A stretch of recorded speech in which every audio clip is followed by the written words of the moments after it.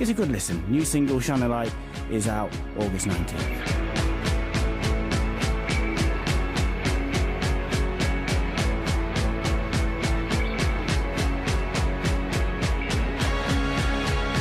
I'm delighted to welcome Liam Gallagher and Gem Archer from the band Beady Eye to Radio 5 Live. You had a very busy week last week by the looks of things. You did about 1 million acoustic gigs up and down the country. How was that? Great, man. Really good, man. I had a really good time musically last week. Good, man. It's nice to get out and do these things. It's just great. That's what it's about, you know what I mean? You can get caught in the all the time, you know what I mean? It was nice to just let it breathe. Are you enjoying playing the songs acoustically opposed to what you're going to be doing tonight? No, they both do their thing, you know. But we loved that, man. It was really travelling light and just, you know, seeing it from a different angle. That's all. It's still the same tunes, man. But I tell you what, man, the first acoustic we did, we still had a shoe come over the top. You know, the first shoe of the tour, and that was an acoustic gig. So, go figure. It was nice to just not get so aggro. I get too aggro at these gigs. You know what I mean? I come off and I'm in before you go. And you want to bite someone's head off. But the acoustic ones, it was like. Could have gone down there and done it in a smoking jacket, you know what I mean? And you did a little Beatles cover there as well. You did Cry Baby Cry. Are you going to do that over the tour, or are you going to leave that for those little special gigs? Maybe leave it for them special things, man. You never know, man, how this tour might, you know, with this tour we might bring a bit of this acoustic thing into the tour, you know, into the set, you know what I mean? Because things might not, you know, touch wood, they might not quite go down how we imagine them to, you know what I mean? So some of the acoustic thing might become part of the live thing, you know what I mean? We're going to do it at night, so you never know, man. And if we do, then we'll do Cry Baby Cry, you know what I mean? Speaking of the Beatles, you were going to be involved with a film, The Longest Cocktail Party. I'm involved in it. It's just going by its name. It's the longest cocktail party film trying to be made ever. Were you doing some music for that as well? You're going to do maybe that song? Well, yeah, because there was a lot of talk about going, oh, let's get the Beatles music, but I personally don't want Beatles music in it. It ain't about the Beatles as such. So that's kind of held things back, but I think we were going to do the soundtrack to it, like just like atmospheric music, you know, a bit, no vocals and stuff, just weird, you know what I mean?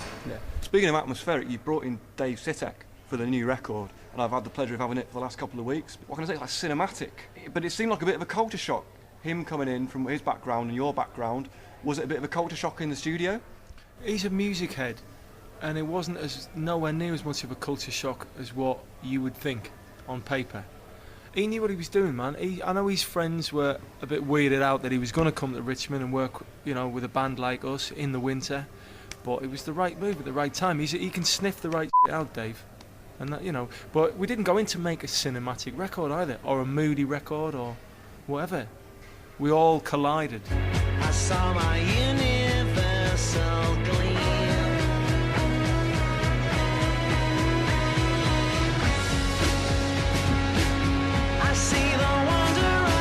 What does he bring to the table in terms of your sound? We know how to rock, so he didn't bring that.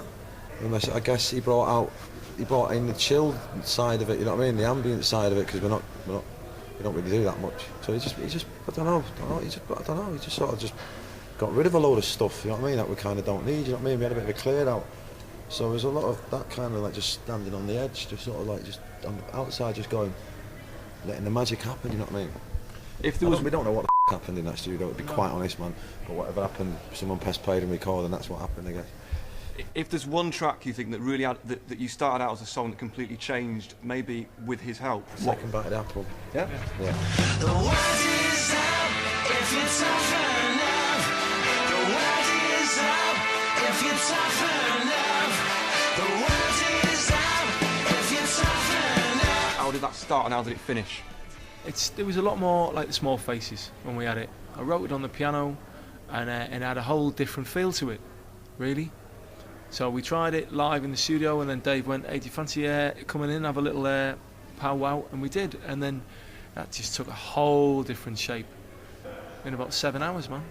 It's got sort of zombies-style drum beat right at the start, hasn't it? Yeah. I mean, I never even picked up on that for ages. Chris was playing away, and we were just kind of like, just recording, don't even tell him where the chorus is, just get it, you know. But now I know what you mean. Time of the season, is it? Yeah. And you played that song on The Voice. How did that come about, and did you enjoy doing that? Yeah, I enjoyed it, man. So, yeah, I did. It's nice to be on a proper TV show at the right time when everyone's having the tea. That's what it's about, innit? You know what I mean? I thought them days are long gone. You know what I mean? So I did, and if I didn't, you know, I'd tell you. You know what I mean? I actually thoroughly had a good time down there, and I think, you know, and without getting angst about it, more bands should do it and all that. Them, let them get on with what it was good, man. It was nice to just get amongst the bull, as they say. You know what I mean? And go toe to toe with the crap. I think we've done all right. Was it interesting meeting Will.i.am, people like that? Didn't meet him. No? Don't want to meet him either. Not a peed. Maybe in a year's time when you've been touring this record, where do you think you're going to be? In a year's time, hopefully on a holiday somewhere on a beach with a margarita in me hand.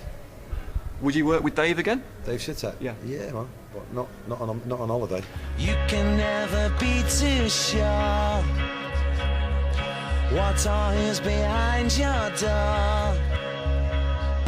Watch the people gather round. The circus has just come to town. 5 Live, Sam Huxley there talking to Lee.